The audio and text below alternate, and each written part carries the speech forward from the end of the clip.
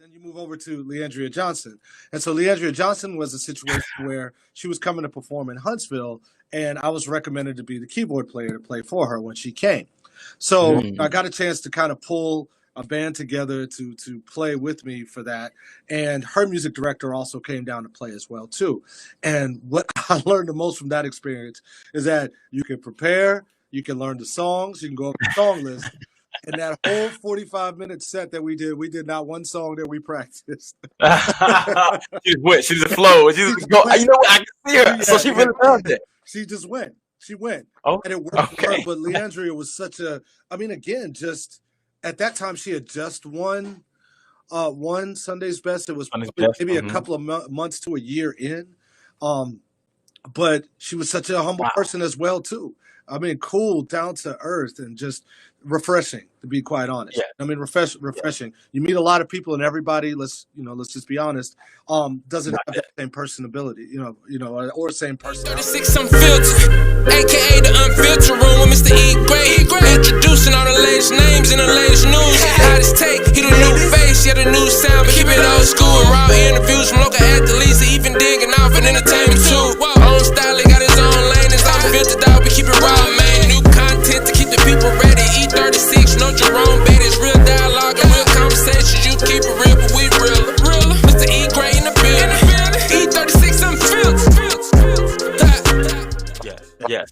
Wonderful, man. So let's move into now. We're talking about the producing. Now, you have been tied to the links of some wonderful, big time, major artists in your time. Kind of go down a list of some of the names that was spoken of, like I said, Sean Simmons, Ken Johns, Coco Clemens for SWV, P-Dub, The Truth, Ambassador, Mali Music, Virtue, Shirley Murdoch. I mean, come on, man, that's major.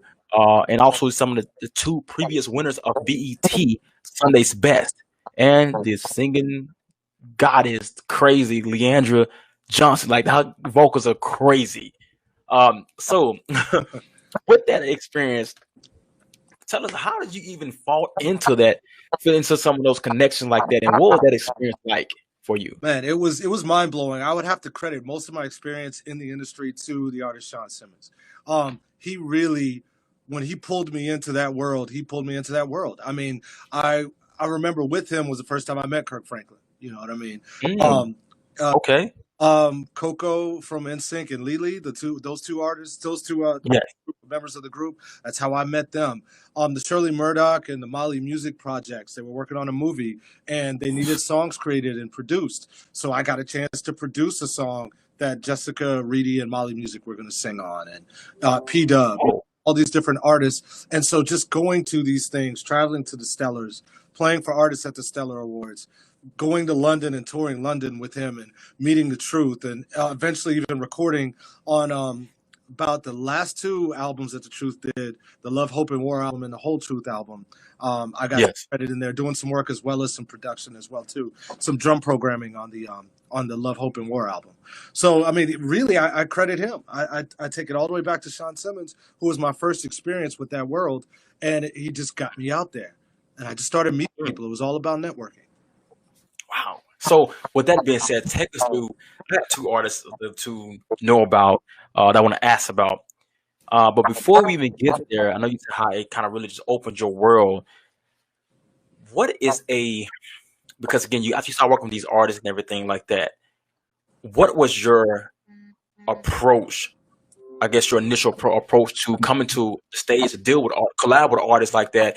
But I'm sure did it all depend on, hey, I was a music producer for this, or I was coming in as being an engineer or a sound designer. Did it kind of depend on your role that you was playing, or did you always kind of have a certain approach to collabing with them? Because I like to see how that works in the mind of somebody in your position. Yeah, well, I'm thankful that some of it did come a little natural, and my natural inclination every time I would meet an artist was, number one, yes, to be professional at the first outset, not be too friendly, not just call them on. Let's say there was a name that they were called by their inner circle. I'm not going to call you that the first time I meet you. Yeah, no, like I know you like that. Right, like I know you like that. So the first thing I learned to do was, one, to respect where they were, respect who they were, and allow them to be the ones to relax it a little bit and say, hey man, no, you know, you can chop it up with me, we're cool.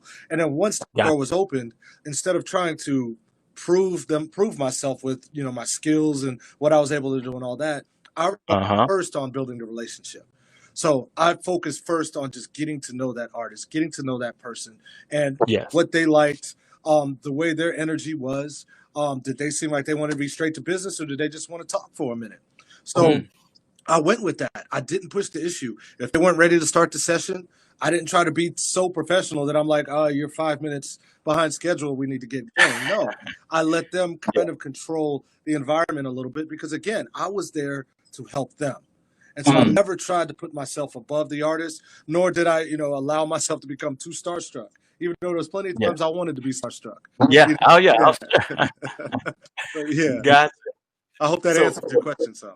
Yeah. No, to answer my question. That's my question for. So I would say this because I look at Mali Music and not putting none above the rest, but Mali Music and Leandria Johnson is one of the, like, on different spectrum of, like, Mali Music has a voice that's so unique and so gifted and like, wow, God, and you can't. It's hard to replicate it. Leandria Johnson, you try to replicate her vocals, you may not lose your voice for life, you know, and ruin everybody away at the same time. Right. So coming with them, how close did you get a chance to work with them, and what was that experience like? And how, like, I guess the question is, what did you learn from each one of them? And you say something that you still sticks to your mind today, like, man, you know what? I worked with a lot of different artists, but this one.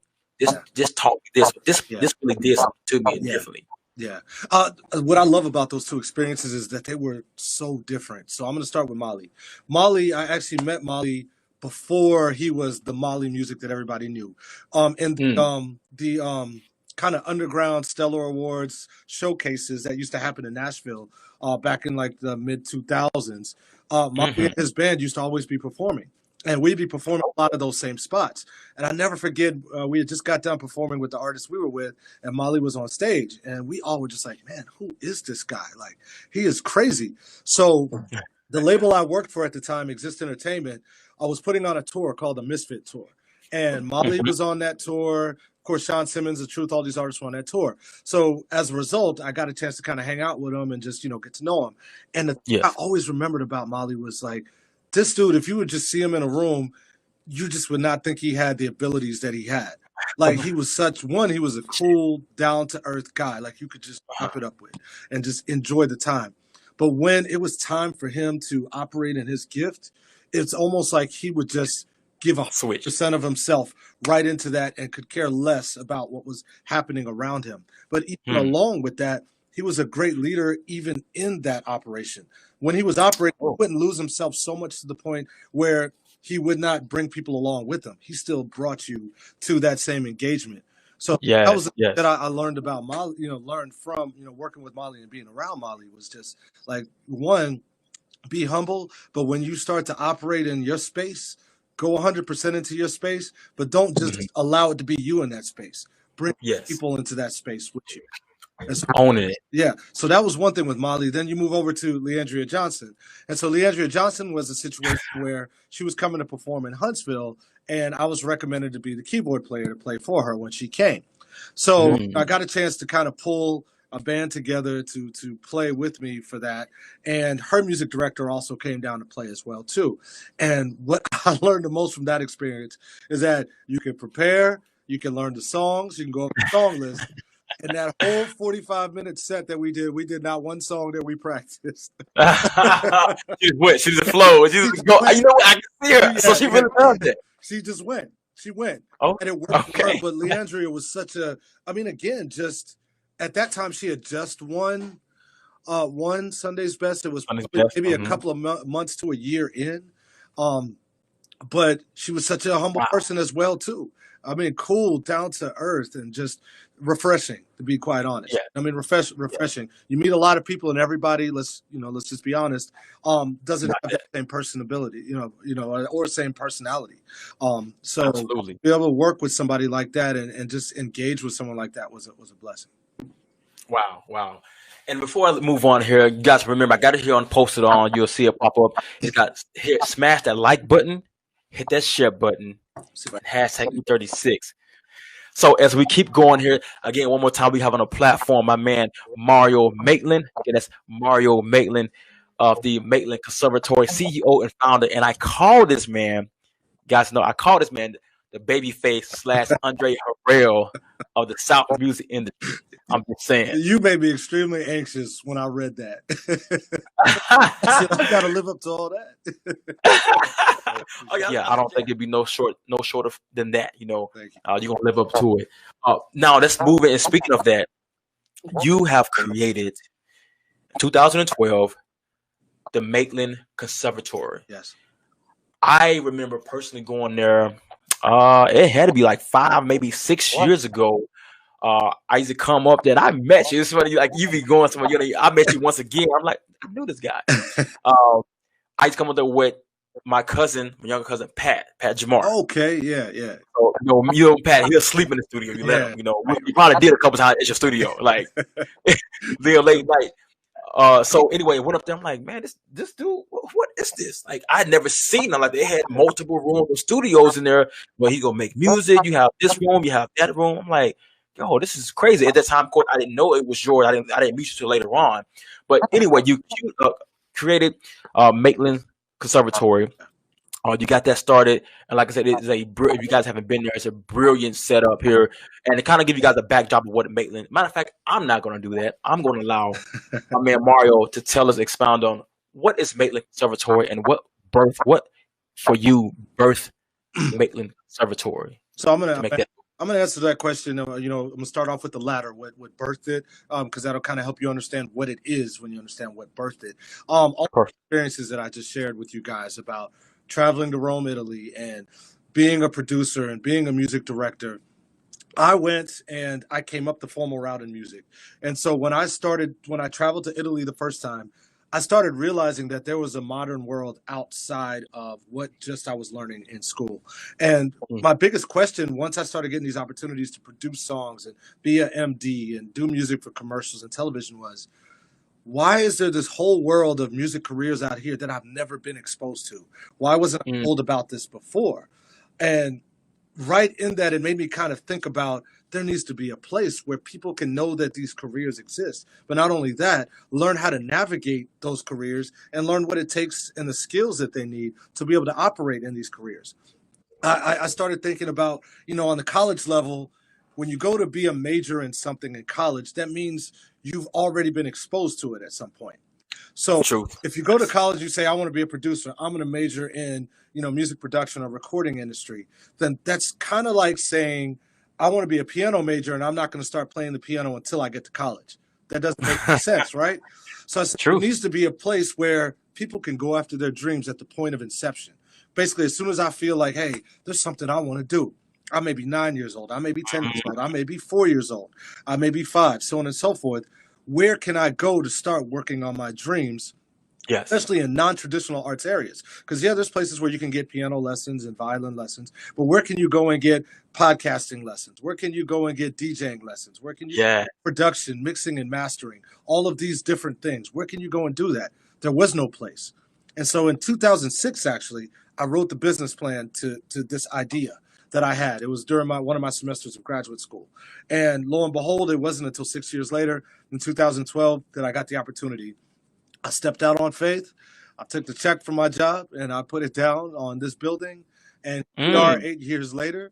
8 years later, bigger, better, about to open a second location. And actually, I'll share with you later on in there, a couple other cities. We got some satellite locations opening up too. So.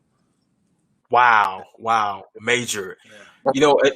I can't wait to get into that part. So, and that's one thing that blew my mind away when I looked at it and looked at your website, and I'm like, oh man, so podcasting, DJing, music. And I got the people and you have different layers. You got a vocal coach. What you specialize in, your piano. I saw Alex Banks, who was another unbelievably talented saxophone player. And then you got Carmisha, who I had on this platform as well. So you have not only did that, but you developed legs of people like, hey, I'm not an expert in every area, but I know people who have those skill sets that be able to provide it for you. And the one thing that really stuck out to me, and I was like, wow, this is really something, is let's talk about it. We can't shortchange the fact that you have your schooling actually is you're aligning the programs up to be able to be competitive, or I guess be accepted even by universities, major universities. Kind of expand on that as well, so that they kind of collab and connect like that from an accreditation standpoint. Well, we have been working for a long time, and I would hate to make this seem like this is all me, because it really has been the collaboration of the people that are around, and people also buying into the vision and really feeling like they believe and love what we do. So we got into, a lot of the school programming from the elementary school level, Sunny Hereford, the middle school level, the Boys and Girls Club. But I actually get to share something with the public that no one else knows yet, because we just finished solidifying it today. One of our ultimate visions of really being able to give people an opportunity to go further with their dreams and further with their artistic endeavors was to be able to give them the opportunity to go to a college or university with it, where they may not have the opportunity. Yes, we're seeking our own accreditation, our own certifications that we're doing for people, but we want to also be able to help people go further. So we just finished up our MOU with the University of North Alabama in Florence. A lot of people know that. And so now, as a student of Maitland Conservatory, we have special scholarships set aside just for Maitland Conservatory students to attend the University of North Alabama. You can go, you don't even have to be a major in music. All they want you to do is to be an advocate for music. But they trust and believe in our training so much that they want Maitland Conservatory students. So, that was one of the biggest things that we have been trying to do, is be able to create those opportunities, but not just create and open the doors, but also provide resources, financial resources, to be able to help people go further. Because yes, while college isn't for everybody, it is for somebody. And so if that could be an option. If that can be an option that we can offer as well, in addition to all the outlets that we have, that's even better. And so a huge shout out to Andrea Hunt and Terrence Brown out there at the University of North Alabama for helping make this happen. Wow. Literally round of applause, man, for that. And I'm sorry, this is big for just what you're doing, but this is a young African American male that's put it in the work, take that time, crawl before he walk, and took his experiences, and now is making it available for everybody to be a part of. But then they're going to step forward, getting into the colleges, making it accreditation that they can be able to be a transfer that get a scholarship set up. I mean, that's major, man. I can't tell you how major that is. And even seeing, knowing, I saw on there, you guys have kids in there where you're teaching classes from an early age, so they understand the arts of it. Because to me, one of the travesties that I feel that happens in our community, specifically the Black community, is that a lot of times we don't figure out what we want to do until we in college. And by that time, you better learn it with the next. Most times, it's not gonna be your freshman year, because you spend that time kicking in, finding yourself out. Sophomore year, kind of winding down. Third year, I know what I want to do. This is it. I'm in it. But you got 2 more. You got a year and a half, 2 years left. And after that, the real life hits you. Bills come. You know what I'm saying? And that changes a lot of the decision that we make. Like, hey, I got to pay bills. I would love to do this, but I got to pay this. I love to do that. I got to do that. So having this platform that help the kid from an early age, like you said, they can be in 12, 13 years old, going to school, in middle school. No, this is what I want to do. I'm going to continue my education with it. Or it may be a child prodigy. Like, you know what? I'm good. I'm making, you know what I'm saying? I don't need that, they just continue to hone their skills. So I think that is creating such a great platform, man. So applaud you on that greatly. Appreciate that. Want to take a quick pause here real quick. As you guys see, we have also want to highlight E36 Unfiltered podcast is now available on multiple platforms nationwide. So right now, if you guys tuning in or if you came in a little late, you're going to be able to also shortly after this be able to go on either hear the audio at anchor.fm or Spotify or Apple or Google Podcasts, Breaker, Overcast, Radio Public. We are on all the social media, all the media platforms out there, and also for the visual, you also can go to E36 Unfiltered. That's on the YouTube, E36 Unfiltered. Keep that in mind for everybody. And also, you guys hit that like button, hit that share button. Again, hit that like button, hit that share button here for E36 Unfiltered. Now, let's move into this. You picked Huntsville. What was it about Huntsville besides the fact that you went to school at A&M, that you saw that this was a place that's going to be a hotbed for talent? Because the last few years, especially here, just last 2 years, from I would say, this is my personal assessment, the music scene in Huntsville and the talent that's coming up out of here, a lot of it do with what Maitland Conservatory has boomed, and the platform has started been existing. Did you see this stuff coming up for years ago? What made you be so driven to plant it here in Huntsville, Alabama? Because let's be honest, you go to Birmingham or Nashville, could have done something like that or somewhere. Right. What was about Huntsville that made you like, you know what, this is the spot I'm going to plant my flag at? Well, Huntsville to me always was this tech city, even when I came, because of NASA, the space camp and all of that. And, it's funny you bring that up, because there were people who asked me that same question, why don't you go here? It'd probably be better received here, or go to Atlanta, so on and so forth. But in my mind, it was always something about weaving yourself into the fabric of growth versus trying to go somewhere and like just pop yourself into something that's already established. I saw an opportunity in Huntsville where there was a lot of not necessarily untapped talent, but uncultivated talent. There was this raw energy when it came to the arts here, where people were just talented and gifted and good at what they did, but there wasn't necessarily anything that tied them together and helped guide them in a direction. And so, although, yes, the first few years were challenging in getting this whole concept of modern arts training and taking music production classes, I still remain vigilant on that, because I remembered seeing the beginnings of that happening in the university spectrum. I remember thinking to myself, while I was doing the tours and all that, I said, this stuff is going to find its way into the colleges and universities. And I remember while I was working on my master's at Tennessee State, they had just started building a recording studio, because they were going to start a recording program at Tennessee State. And I remember thinking to myself, I know what's going to happen. So it's only a matter of time, until this thing really starts taking off on the pre-collegiate levels. And so what I decided was I wanted to create something that I could weave myself into the fabric of that thing. So whenever you think about this type of training, this type of arts training, this type of arts platform, you would begin to think about, Maitland Conservatory. That's where I can go and I can access it. That's where I can go and learn it, because a lot of people weren't thinking about that. So I just it was a little strategic, absolutely. But it was also purposeful, and it was a mutual benefit, because Huntsville is also a place that's kind of forgiving artistically. If you go to an Atlanta and you bomb a show, it's probably a wrap for you. That's probably it. They're trying to have you come back. They're going, it's word was spread fast. Get this white country damn cat out of here, man. What are you doing? But in Huntsville, it's a little bit more forgiving. And so what I love about Huntsville, it's a great place to cultivate your talent, to make mistakes, to hone your skills and get better. It's a great launching pad. Ironically, we've got the space at Rocket Center here. It's a great place to do that. So I've always believed in Huntsville when it came to that. And I believed that it would catch up, but it would catch up in its own time. There's a reason why Huntsville wasn't ready for what it's ready for now. And now you're right. It's taking off, man. It's taking off. Wow. Okay. So let's go. We got that. And I completely agree. It's taking off. And I'm loving every weekend. It's something to go, somebody to go listen to, new artists to bring up. And there's more coming. More coming. Wonderful. Wonderful. So a few questions for you that get you closed down here. You got all this going on. How do you still got your love? I know you still have your love for what you do, of course. How do you balance it and keeping your skills sharp? Still a producer, engineer, all these different things, the legs that you kind of groomed yourself into.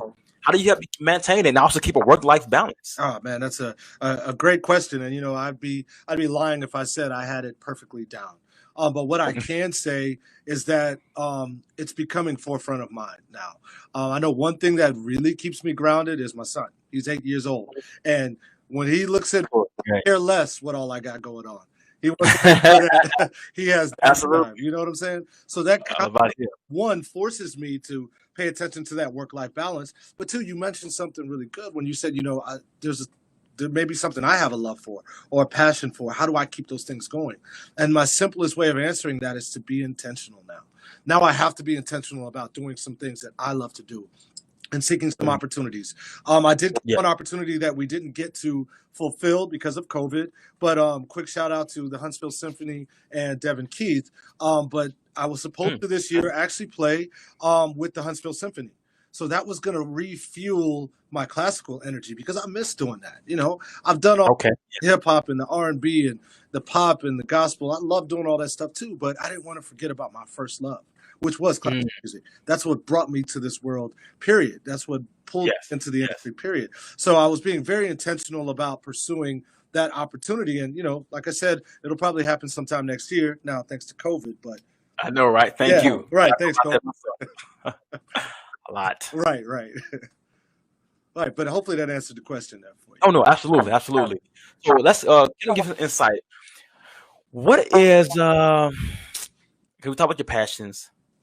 Give me real quick some of the artists that you could work with, even if you could work with in the past or the present, you would love to still be able to work with. Wow.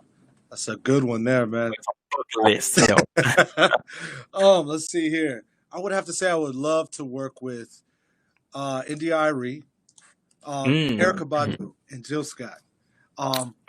Then you're the neo soul wave on that one. Okay, I'm a neo soul guy for real. It's just something about like with those artists in particular, man.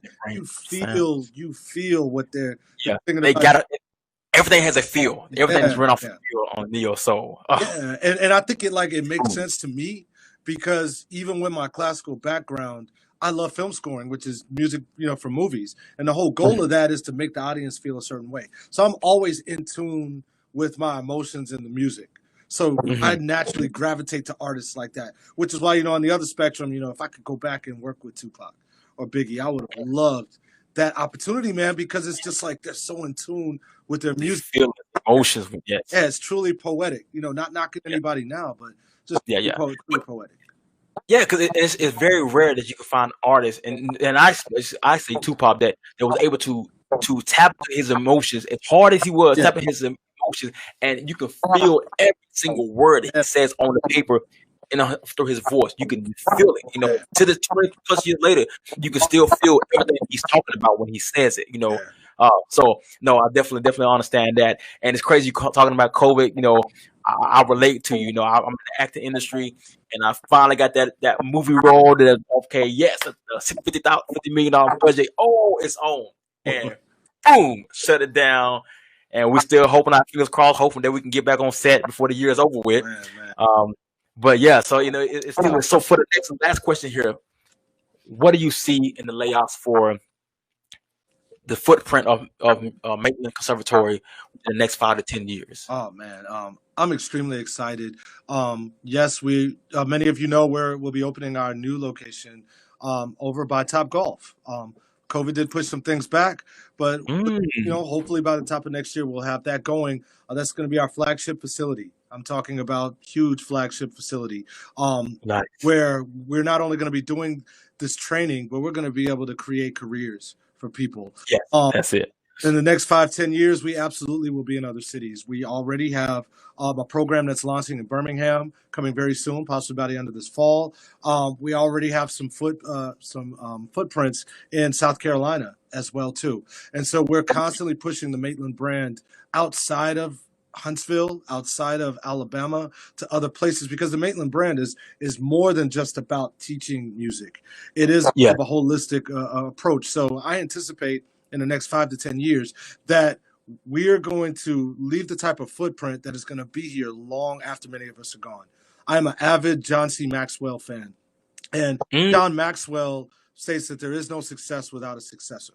And so I believe it's our mission to create successors, not just one, but several successors, because Maitland Conservatory is not Mario Maitland per se.